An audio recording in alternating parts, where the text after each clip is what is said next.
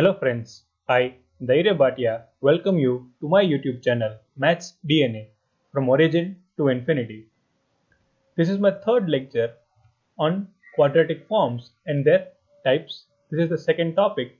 There are already two lectures uploaded on diagonalization and their properties.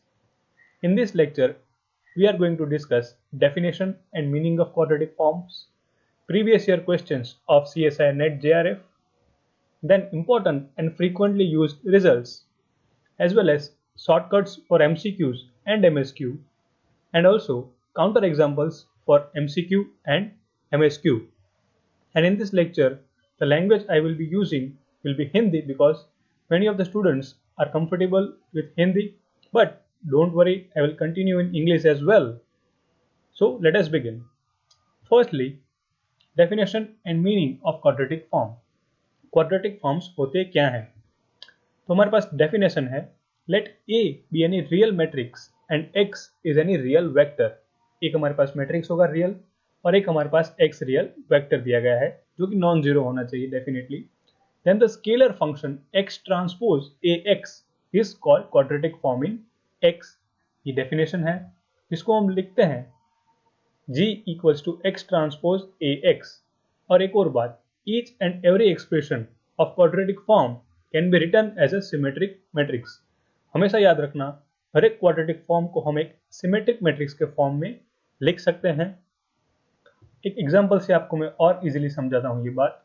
Suppose करो आपके पास एक function दिया गया है g of variable x y z which is equals to ax square plus dy square plus fz square plus 2bxy plus 2cxz plus 2EYZ. तो यहाँ पे हमें मैट्रिक्स A मिलेगा जिसकी डायगोनल एंट्रीज होंगी A, D और F, जो कि कोएफिशिएंट है हमारे x स्क्वायर, y स्क्वायर और z स्क्वायर के. और above and below the diagonal entries हमारे पास होंगी B, B, C, C and E, E. और हमारे पास वेक्टर x दिया गया है x, y एंड z. तो हमें g of X Y Z जो कि एक स्केलर फंक्शन है वो कुछ इस तरह से मिलेगा x ट्रांसपोज ए एक्स, जिसको आप अप्लाई करोगे तो आपको वापस से आपका दिया हुआ फंक्शन जो है A X square plus D Y square plus F Z square plus 2bxy plus 2cxz plus 2EYZ मिल जाएगा. इसको थोड़ा और अच्छे से समझते हैं और हम इस बार वेरिएबल्स की जगह पे नंबर्स लेके चलते हैं कि g of X Y Z equals to 2x square plus 3y square plus 1z square, यहाँ सिर्फ z स्क्वायर कह सकते हो, plus 4xy plus 8xz plus 12yz. याद रखना कि in a symmetric matrix the diagonal entries are equal to the coefficient of xi square, जो कि मैंने आपको पहले ही बोला x स्क्वायर, y स्क्वायर और z स्क्वायर की जो कोएफिशिएंट्स है वो आपके डायगोनल की एंट्रीज होंगी. And the remaining entries aij are equal to the half of the coefficients of xi xj. ये मैं यहाँ पे क्यों लिख रहा हूँ, ताकि अगर आप लोग इसको नोट डाउन कर रहे हैं तो आपके पास प्रॉपर डेफिनेशंस होनी चाहिए. कई बार कई इंटरव्यूज में पूछा जाता है कि उसको डिफाइन करो अच्छे से, तो आपको डेफिनेशंस भी आनी चाहिए. अब हमने डेफिनेशन सीख ली तो हमारे पास मैट्रिक्स ए कुछ इस तरह से आएगा जहाँ पे डायगोनल एंट्रीज हमारी एक्स स्क्वायर, वाई स्क्वायर और जेड स्क्वायर की कोएफिशिएंट्स हैं जो कि है 2, 3 एंड 1. और बाकी की जो एंट्रीज है वो एक्चुअली हाफ की गई है कोएफिशिएंट्स की, जो है 2, 2, 4, 4 और 6, 6.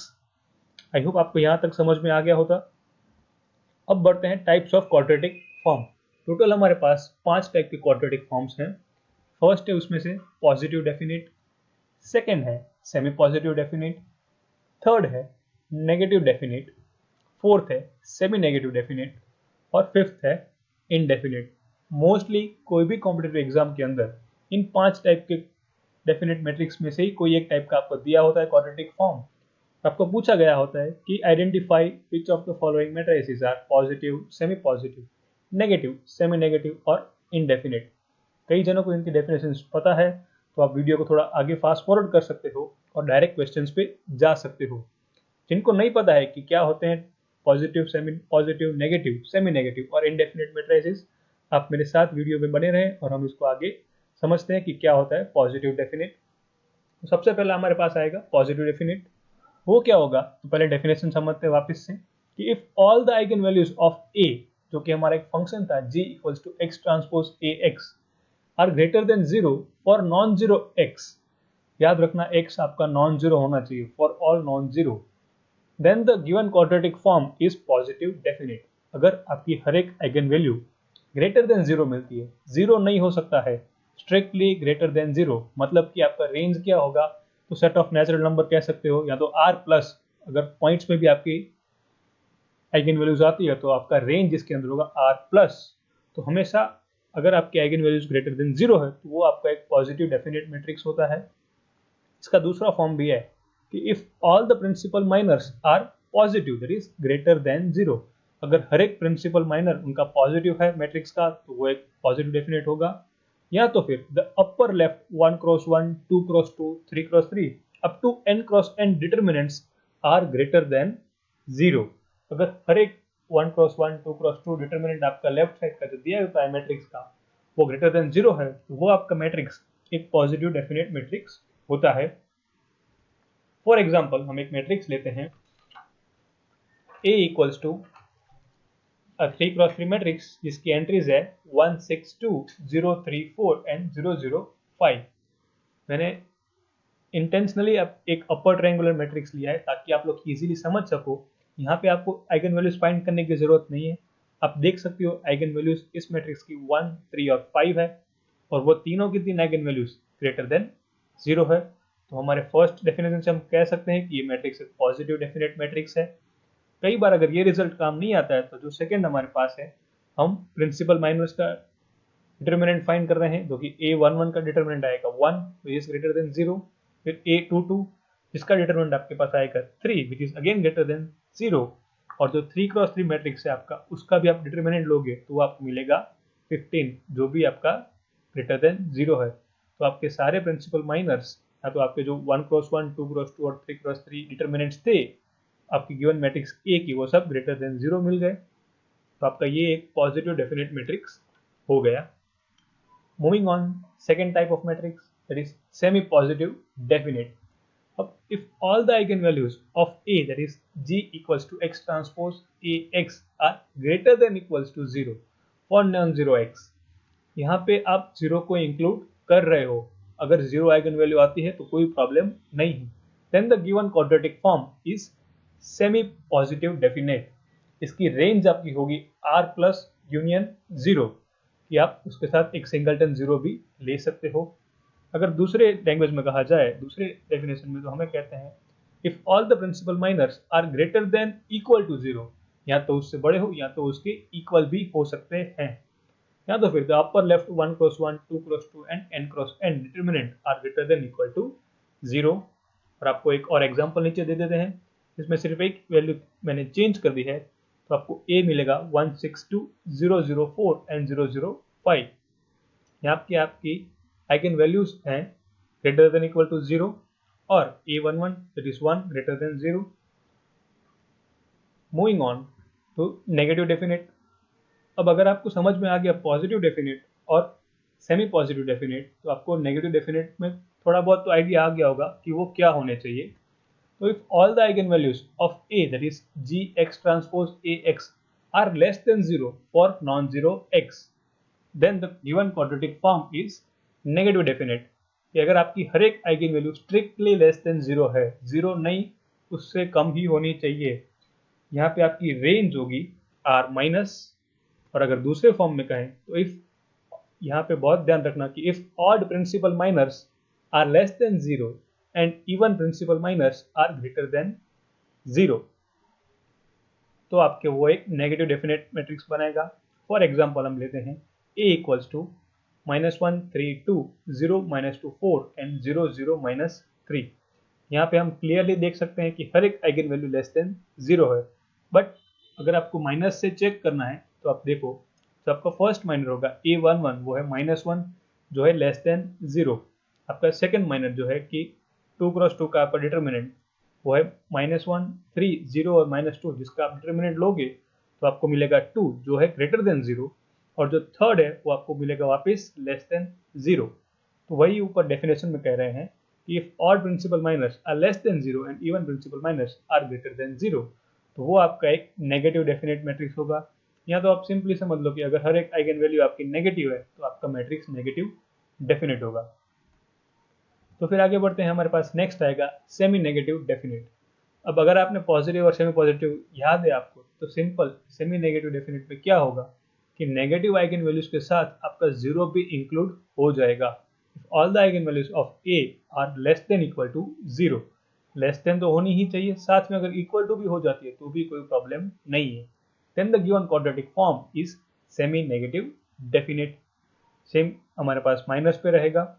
और हमारा एक एग्जांपल ले लेते हैं जिसमें हमारे पास एंट्रीज हैं -1 3 2 0 -2 4 एंड 0 0 0।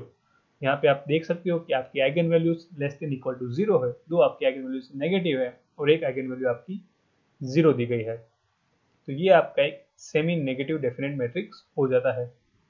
फिर हमारे पास आता है इनडेफिनेट मैट्रिक्स। ये बहुत ही खास मैट्रिक्स है।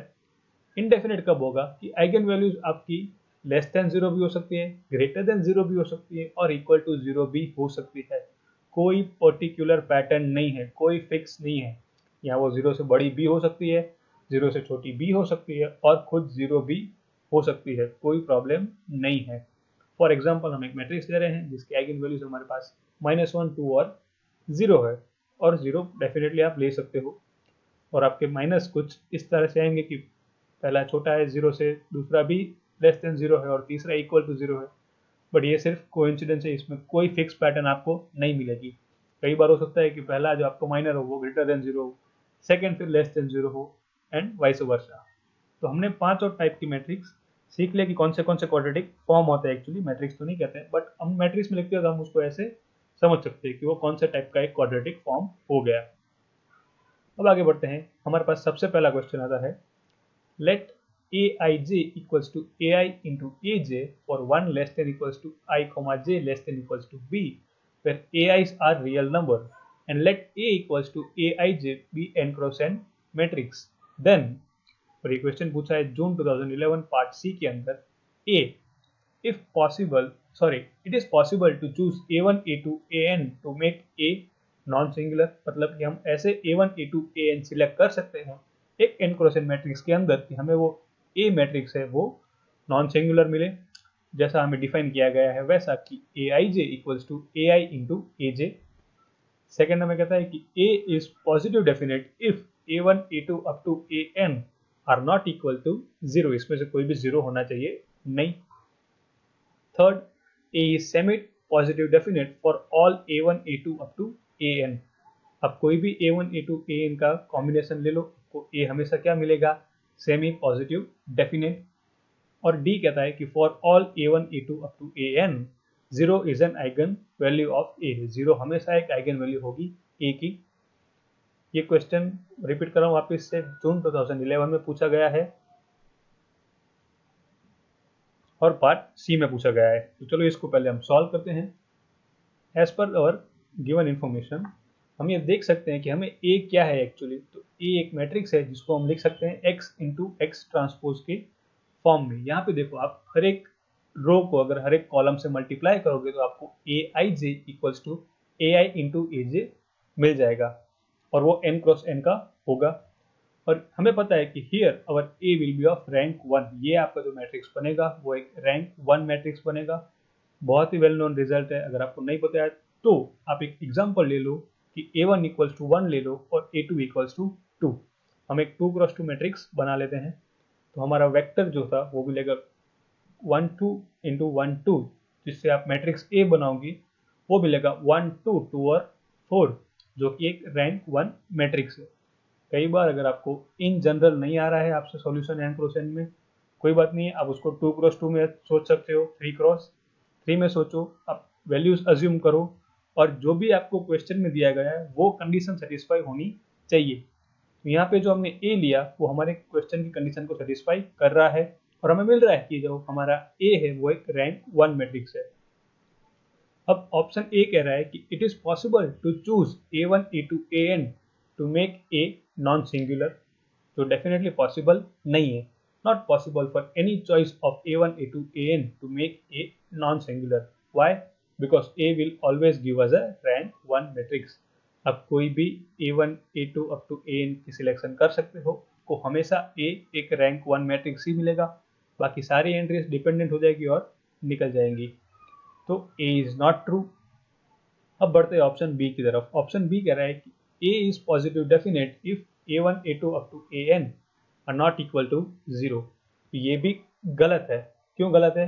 क्योंकि हमें पता है कि पॉजिटिव डेफिनेट कब होगा, जब उसकी हर एक आइगन वैल्यू ग्रेटर देन 0 होगी।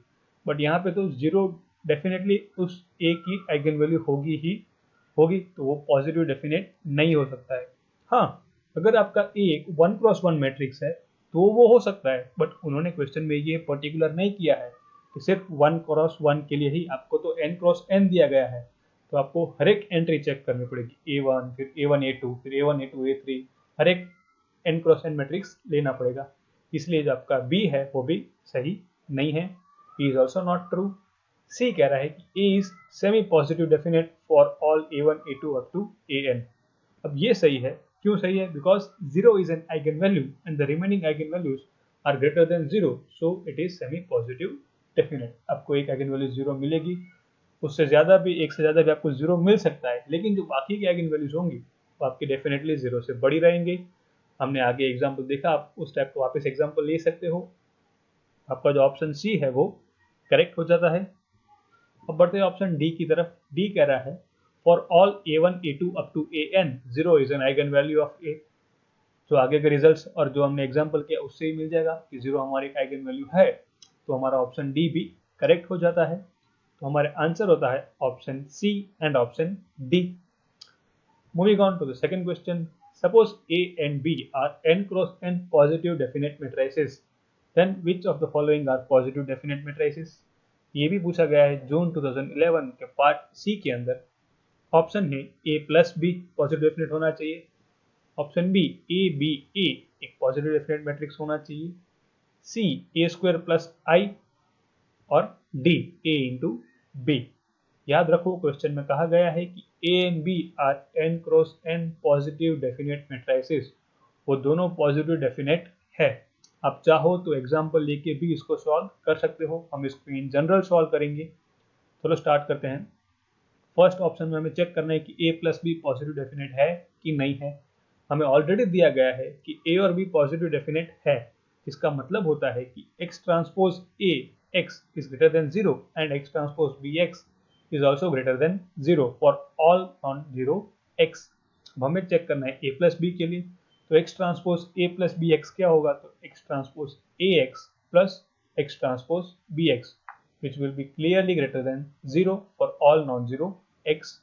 तो हमारा ऑप्शन ए करेक्ट हो जाता है, ए इज ट्रू। अब बढ़ते हैं ऑप्शन बी की ओर, ए बी ए। अब हमें पता है कि A B A will always be symmetric. अगर आपको नहीं पता तो आप ये रिजल्ट नोट डाउन कर सकते हो और आप वेरीफाई भी कर सकते हो। आपको ए इंटू बी इंटू ए हमेशा एक सिमेट्रिक मैट्रिक्स ही मिलेगा। तो फिर हम उस पर लगाएंगे X transpose A B A into X, जो हमारा ग्रेटर देन 0 आना चाहिए। वो क्या आएगा? तो हमारा A एक सिमेट्रिक मैट्रिक्स है, तो वो चेंज हो जाएंगे, तो हमें मिलेगा A into X transpose into B into A X and which will be greater than 0। क्यों 0 से बड़ा होगा? क्योंकि A हमारे पास सिमेट्रिक है और B है वो एक पॉजिटिव डेफिनेट मैट्रिक्स दिया गया है। बस कंडीशन ये होनी चाहिए हमारे पास कि AX is not equal to 0 for all non zero x। तो हमारा ऑप्शन बी है वो करेक्ट हो जाएगा। बढ़ते ऑप्शन सी की और x² प्लस आई। तो जैसा हमने ऑप्शन ए के अंदर किया, हमें पता है ए अगर पॉजिटिव डेफिनेट है तो A² भी पॉजिटिव डेफिनेट होगा। याद रखना कि अगर आइगन वैल्यू कोई ए की है तो ए के पावर की आइगन वैल्यू में वो पावर आइगन वैल्यू का हो जाता है कि आइगन वैल्यूज यहाँ पे स्क्वायर हो जाएंगी। तो फिर x transpose into A² plus I into X will be equals to x transpose into A² into X plus x transpose x and which will be greater than 0। और हमेशा x transpose x greater than 0 होता है जब कि आपका x non zero दिया गया हो। आपका ऑप्शन सी है वो भी करेक्ट हो जाता है। अब बढ़ते हैं ऑप्शन डी की और a इंटू बी। अब ए बी एक सिमेट्रिक मैट्रिक्स नहीं होगा। क्यों नहीं होगा? हमें पता है कि मैट्रिक्स सिमेट्रिक कब होता है, जब a equals to A transpose होता है तो उस मैट्रिक्स को हम सिमेट्रिक मैट्रिक्स कहते हैं। बट यहाँ पे हमारे पास दिया गया है ए बी, तो A B transpose will be equals to B transpose into A transpose and which will be equals to BA, not AB, and therefore AB is not a symmetric matrix and therefore option D is not true. तो आपके correct answer हो गए option A, B and option C. Moving on to the third question, let J be a 3 cross 3 matrix with all entries 1. Then option A says 0 and 3 are only eigenvalues. Option B says J is positive semi-definite. Option C, J is diagonalizable. And option D, J is positive definite. ये question पूछा गया था दिसंबर 2011 part सी के अंदर. मेरे आगे के video में भी मैंने क्वेश्चन सॉल्व किया है, बट ये वीडियो में particularly types of quadratic forms और पॉजिटिव सेमी डेफिनेट मैट्रिक्स पे बना रहा हूँ, तो मैंने इस क्वेश्चन को उसमें वापस से इन्वॉल्व किया है.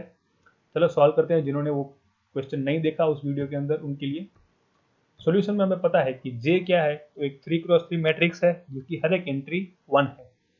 आपको ये रिजल्ट पता होना चाहिए कि अगर हर एक रो का सम कोई पर्टिकुलर वैल्यू k होता है तो वो k उस मैट्रिक्स की एक आइगन वैल्यू होती है.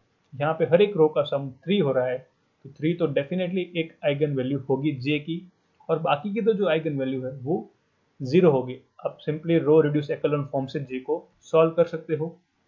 आपको J की आइगन वैल्यूज क्या मिल जाएंगी, 0, 0 एंड 3. अगेन अगर हम रिजल्ट लगाएं तो ये एक रैंक 1 मैट्रिक्स होता है, और इसमें एल्जेब्रिक मल्टीप्लिसिटी 0 की क्या होती है, तो n-1. यहाँ पे 3x3 मैट्रिक्स है तो n हमारा 3 है, तो हमें 0 दो बार मिलेगी आइगन वैल्यू और एक बार हमें मिलेगी आइगन वैल्यू 3. तो ए हमारा सही है, क्योंकि ए में कहा गया है कि 0 and 3 are the eigen values of J.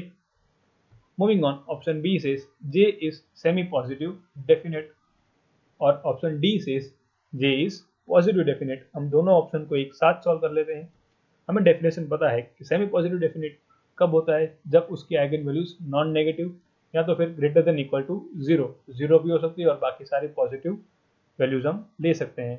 और पॉजिटिव डेफिनेट कब होता है, when eigen values are strictly positive. अगर हर एक आइगन वैल्यू ग्रेटर देन 0 है तो वो एक पॉजिटिव डेफिनेट मैट्रिक्स हो जाएगा. यहाँ पे आपके पास आइगन वैल्यूज है 0, 0, 3, तो हमारा J है वो सेमी पॉजिटिव डेफिनेट मैट्रिक्स होगा, ना कि पॉजिटिव डेफिनेट. तो option B is true and option D is false. चलते हैं ऑप्शन सी के ऊपर. C says J is diagonalizable. Diagonalizable कब होगा, जब एल्जेब्रिक मल्टीप्लिसिटी हर एक आइगन वैल्यू की इक्वल होगी ज्योमेट्रिक मल्टीप्लिसिटी उस आइगन वैल्यू के. अब लैम्बडा इक्वल्स टू 3, हमारी जो एक आइगन वैल्यू है 3, उसकी एल्जेब्रिक मल्टीप्लिसिटी हमारे पास 1 है, और ज्योमेट्रिक मल्टीप्लिसिटी भी हमें 1 ही मिलेगी. हम क्या करेंगे, तो हम जो हमारा J दिया गया है उसमें से लैम्बडा आई सब्सट्रैक्ट करेंगे, एक मैट्रिक्स बनाएंगे और उस मैट्रिक्स की हम नलिटी फाइंड करेंगे. वो नलिटी हमें बताएगी कि हमारे पास 3 के लिए कितने आइगन वेक्टर्स मिलेंगे, और वो एक्चुअली 1 है, तो वो करेक्ट हो जाता है. अगर आपको ये टॉपिक नहीं पता है तो आप मेरे आगे के 2 लेक्चर्स देख सकते हो, जिसमें मैंने इन टॉपिक्स को डिटेल में डिस्कस किया है कि नलिटी कैसे फाइंड करते हैं और कैसे चेक करते हैं कि हमारा जो गिवन मैट्रिक्स है वो डायगोनलाइजेबल है कि नहीं है. सेम हम जाएंगे लैम्बडा इक्वल्स टू 0 के लिए, तो यहाँ पे भी एल्जेब्रिक मल्टीप्लिसिटी 2 है और ज्योमेट्रिक भी 2 बनेगी.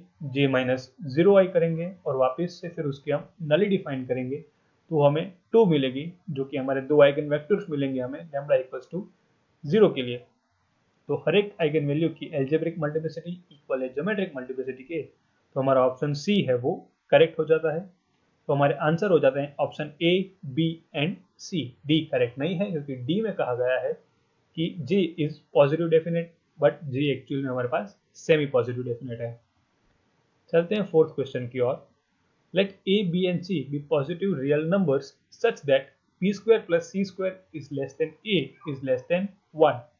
Consider 3 cross 3 matrix A equals to 1 B C, B A 0 and C 0 1.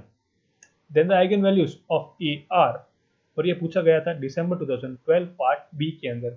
All negative, all positive, C both positive and negative, and D can be complex. एक बात मैं आपको सजेस्ट करना चाहूँगा यहाँ पे कि आप हर एक क्वेश्चन का सॉल्यूशन सिर्फ देख लोगे तो आपको नहीं आएगा.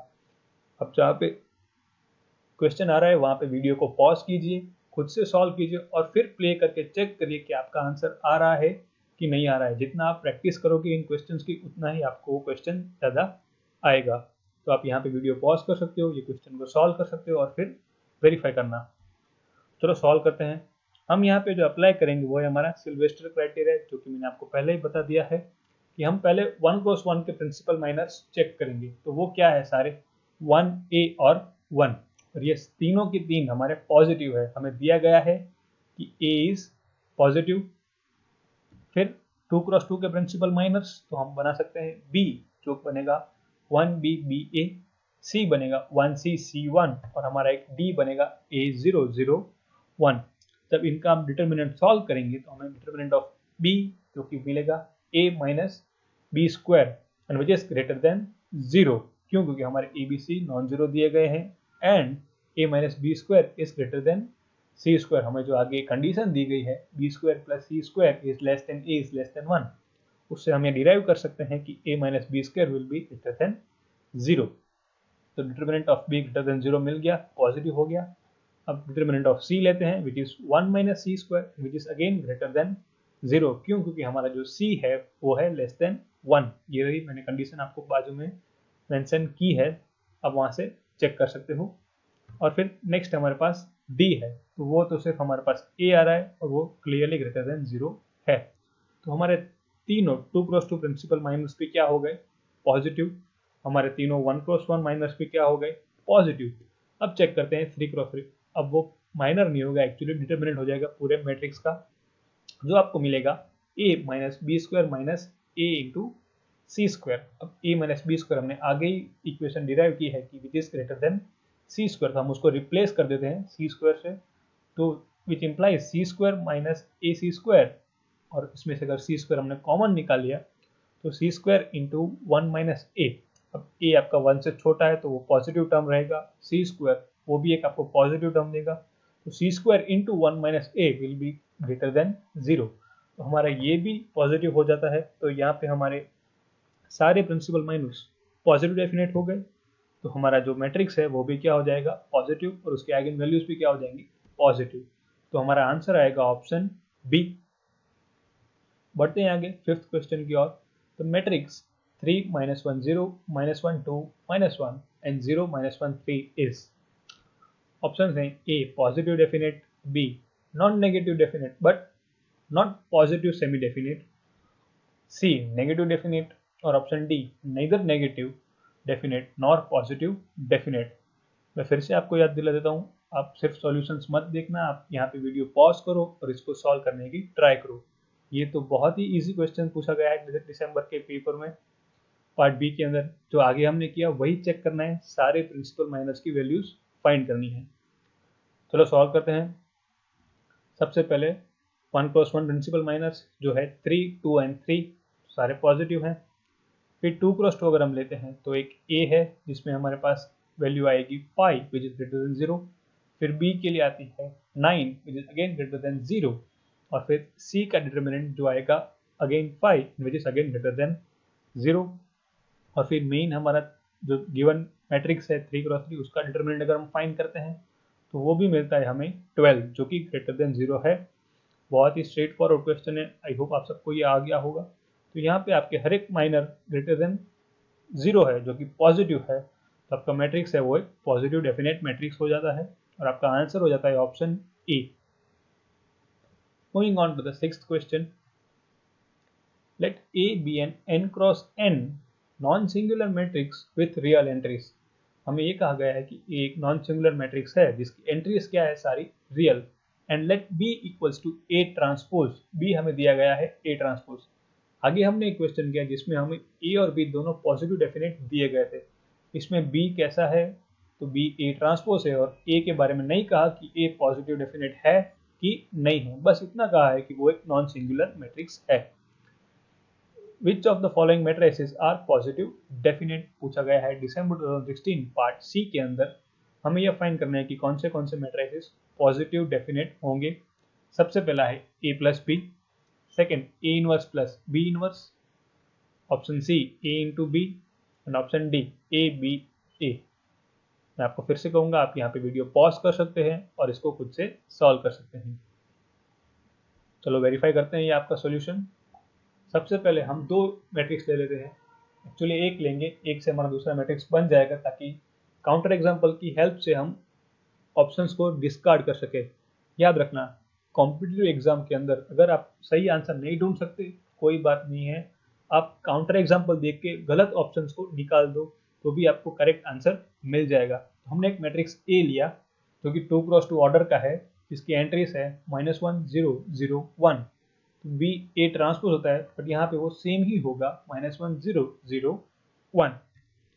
हमारा फर्स्ट ऑप्शन कह रहा है कि a प्लस बी ये पॉजिटिव डेफिनेट बनेगा कि नहीं बनेगा। तो आप a प्लस बी दोनों को ऐड कर दो, तो आप देख सकते हो कि आपको जो आइगन वैल्यूज मिल रही हैं वो है -2 and 2। तो ये आपका पॉजिटिव नहीं लेकिन इनडेफिनेट बनेगा, क्योंकि एक आइगन वैल्यू पॉजिटिव है और एक नेगेटिव है। तो ए आपका करेक्ट नहीं होगा। ऑप्शन बी कह रहा है A inverse plus B inverse.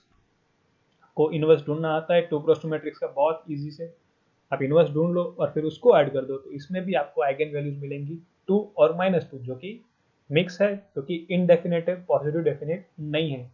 तो हमारा option A and option B तो निकल गया, A is not true and B is not true as well. अब बढ़ते हैं ऑप्शन सी पे, जो कि कह रहा है ए इंटू बी। अब जो एग्जाम्पल हमने लिया है, अगर हम उनको मल्टीप्लाई करते हैं तो हमें एक आइडेंटिटी मैट्रिक्स मिलता है, जो कि एक पॉजिटिव डेफिनेट मैट्रिक्स है, क्योंकि इसकी दोनों आइगन वैल्यूज पॉजिटिव है। बट याद रखना, आप एग्जाम्पल की हेल्प से कह नहीं सकते हो कि आपका आंसर या ऑप्शन करेक्ट है। आप एग्जाम्पल की हेल्प से ऑप्शंस को डिस्कार्ड करते हो, सही टिक नहीं करते हो। बट सॉल्व करते हैं, हमें ये पता होना चाहिए कि a into A transpose is always positive definite when ever A is non singular. कोई भी मैट्रिक्स ले लो, उसको उसके ट्रांसपोज के साथ मल्टीप्लाई कर दो, तो आपको जो मैट्रिक्स मिलेगा वो हमेशा एक पॉजिटिव डेफिनेट मैट्रिक्स होगा। और ऐसे रिजल्ट्स आपको पता होने चाहिए जब आप किसी कॉम्पिटिटिव एग्जाम के साथ डील कर रहे हो। अगर आपको ये रिजल्ट्स और चाहिए तो आप हमें ज्वाइन कर सकते हो हमारे टेलीग्राम चैनल पर भी। तो हमारा ऑप्शन सी है वो करेक्ट हो जाएगा। और ऑप्शन डी कह रहा है ए बी ए, ये एक पॉजिटिव डेफिनेट मैट्रिक्स होना चाहिए। एक और रिजल्ट हमारे पास है कि for a matrix to be positive definite it should be symmetric matrix. वो मैट्रिक्स पहले सिमेट्रिक होना चाहिए, उसके बाद ही वो पॉजिटिव डेफिनेट हो सकता है। यहाँ पे हमारे पास बी है एक्चुअली ए ट्रांसपोज। हमें पता है कि सिमेट्रिक मैट्रिक्स कैसे होता है, तो ए इक्वल्स टू ए ट्रांसपोज। तो हम पूरा ए बी ए का ट्रांसपोज लेते हैं, जो हमें मिलेगा ए ट्रांसपोज ए और A transpose, and which is not symmetric. तो पॉजिटिव डेफिनेट की तो बात ही नहीं आती है। तो हमारा आंसर हो जाता है ऑप्शन सी। बढ़ते हैं हमारे सेवंथ क्वेश्चन की ओर। Consider the quadratic forms q1 xy equals to xy, q2 of xy equals to x square plus 2xy plus y square, and q3 equals to x square plus 3xy plus y square on R2. Then choose the correct statements from the below given options. ये question पूछा गया था दिसंबर 2018 के part सी के अंदर, और ये one of the best question है इस वीडियो के अंदर, क्योंकि इसमें आपको कुछ नया सीखने को मिलेगा डेफिनेटली, जो आपने नहीं सीखा होगा कहीं पे आगे। ऑप्शन ए कह रहा है कि Q1 and Q2 are equivalent. Option B कह रहा है Q1 and Q3 are equivalent. Option C कह रहा है Q2 and Q3 are equivalent, and option D says none of them. अगर आपको पता है कि दो क्वाड्रेटिक फॉर्म इक्विवेलेंट कब होते हैं, तो आपके लिए क्वेश्चन बहुत ही इजी था, आपको गारंटी 4.75 मार्क्स मिल जाते। अगर अगर आपको नहीं पता है कि क्वाड्रेटिक फॉर्म कब इक्वल होते हैं, तो आप ये आगे सॉल्यूशन डेफिनेटली देखें। चलो सॉल्व करते हैं। हमें पता होना चाहिए कि two quadratic forms are equal if the rank and signature are equal. अगर उस क्वाड्रेटिक फॉर्म की रैंक और उस क्वाड्रेटिक फॉर्म की सिग्नेचर इक्वल है, तो वो दोनों क्वाड्रेटिक फॉर्म इक्वल होंगे। रैंक फाइंड करना आपको सबको आता है, उसमें कोई बड़ी बात नहीं है, लेकिन सिग्नेचर क्या होती है क्वाड्रेटिक फॉर्म की? तो सिग्नेचर इज तीन, एक टपल होता है जिसमें पहला लिखा जाता है आइगन वैल्यूज जो उसकी जीरो निकलती हैं, सेकेंड में लिखा जाता है आइगन वैल्यूज जो उसकी पॉजिटिव होती हैं, और थर्ड होता है आइगन वैल्यूज जो उसकी नेगेटिव होती है। मतलब टोटल लिखनी है, total number of eigen values which are zero, total number of eigen values that are greater than zero, and total number of eigen values that are less than zero. तो वो आपको एक quadratic form का signature देते हैं। चलो solve करते हैं। हमारे पास Q1 है XY, जिसका हम एक 2x2 मैट्रिक्स बनाएंगे, तो कुछ इस तरह से मिलेगा। अब ये एक रैंक 2 मैट्रिक्स है और इसकी सिग्नेचर क्या है, तो 0 1 1।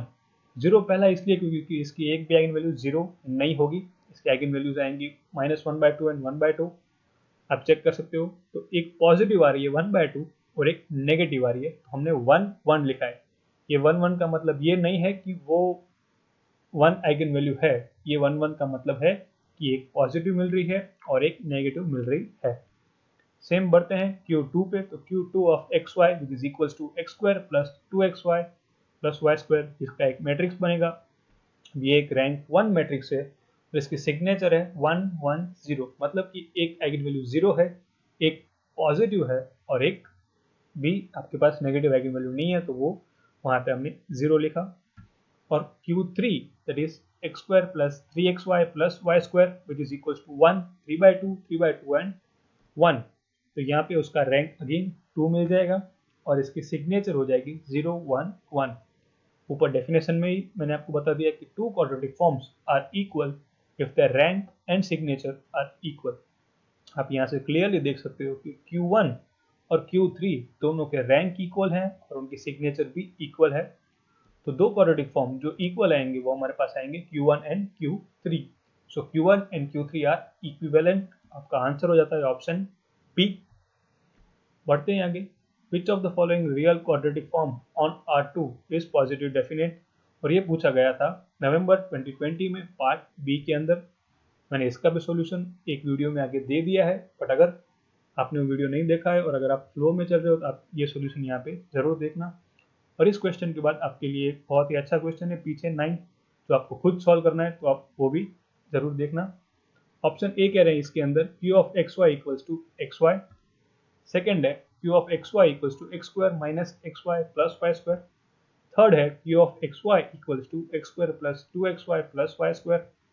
और ऑप्शन डी है Q of xy equals to x square plus xy।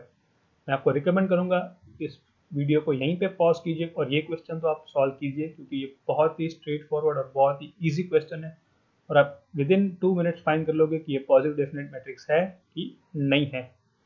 चलो सॉल्व करते हैं। क्वाड्रेटिक फॉर्म ऑफ मैट्रिक्स आपको पता है क्या होते हैं, तो हम जो कोएफिशिएंट्स होते हैं x स्क्वायर वाई स्क्वायर के, वो डायगोनल्स पे लिखते हैं और बाकी जो है उनको हम डिवाइड बाय 2 कर देते हैं या हाफ कर देते हैं। साथ ही साथ डेफिनेशन वापस रिपीट अगर कर दूं तो पॉजिटिव डेफिनेट कब होगा, जब उसकी हर एक आइगन वैल्यू पॉजिटिव है। और जो हमारा सिल्वेस्टर क्राइटेरिया है कि a symmetric matrix A is positive definite if and only if all principal minors are positive, ये आगे हमने पूरे वीडियो में समझ लिया है। तो सॉल्व करते हैं। Q ऑफ xy, तो हमारा कुछ मैट्रिक्स M बनेगा कुछ इस तरह से। ये पॉजिटिव डेफिनेट नहीं बनेगा क्योंकि जो इसका फर्स्ट प्रिंसिपल माइनर है वो ग्रेटर देन 0 नहीं है। अब चाहे तो आइगन वैल्यू से भी चेक कर सकते हो। सेकंड हमारे पास दिया गया है Q of xy equals to x square minus xy plus Y square. हमारा मैट्रिक्स कुछ M इस तरह से बनेगा 1 माइनस 1/2 एंड 1 अगेन। तो हमारा फर्स्ट माइनर है वो ग्रेटर देन 0 है और जो सेकंड है उसकी वैल्यू भी आपकी 3/4 आ रही है जो भी ग्रेटर देन 0 है। तो हमारा ये एक पॉजिटिव डेफिनेट मैट्रिक्स हो गया। पार्ट बी का क्वेश्चन है, हमें एक आंसर मिल गया है तो ये करेक्ट ही है, लेकिन हम सी और डी को भी एक बार चेक कर लेते हैं। ऑप्शन सी है Q of xy equals to x square plus 2xy plus Y square. यहाँ पे आपका फर्स्ट माइनर ग्रेटर देन 0 है लेकिन सेकंड है वो 0 हो रहा है, तो ये पॉजिटिव डेफिनेट नहीं होगा। और option D Q of xy equals to x square plus xy, यहाँ पे भी फर्स्ट माइनर ग्रेटर देन 0 है लेकिन जो सेकंड आपके पास है उसकी डिटरमिनेंट की वैल्यू आएगी -1/4 जो कि लेस देन 0 है। तो आपका ऑप्शन डी है वो भी पॉजिटिव डेफिनेट नहीं हो सकता है। तो आपका करेक्ट आंसर हो जाता है ऑप्शन बी।